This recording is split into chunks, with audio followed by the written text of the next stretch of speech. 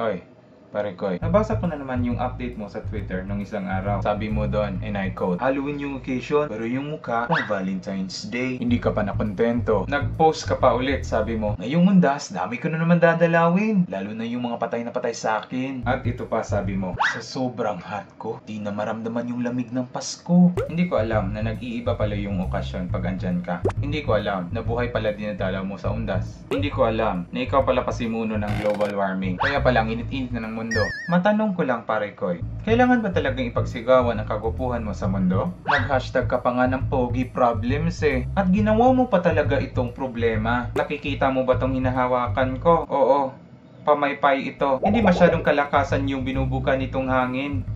Depende sa puwersa ng pulso ko.